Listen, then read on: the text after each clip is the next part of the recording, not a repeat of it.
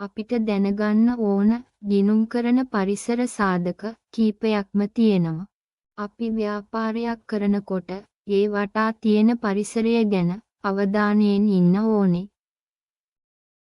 ඒ පරිසර සාධක ව්‍යාපාරයේ පැවැත්මට බලපෑම් කරනවා. මූලික ගිණුම් කරන පරිසර සාධක කීපයක් අපි හඳුනා ගමු.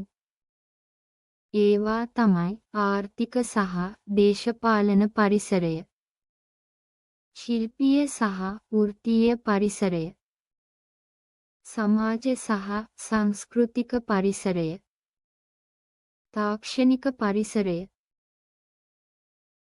නෛතික පරිසරය,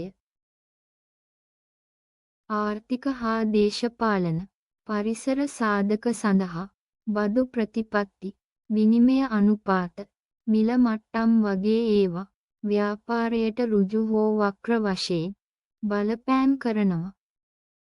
ශිල්පීය හා වෘත්තීය පරිසර සාධක තමයි ගිණුම් කරන ප්‍රමිත, ගිණුම් කරන ශිල්ප ක්‍රම, ගිණුම් කරන වෘත්තීය ආයතන.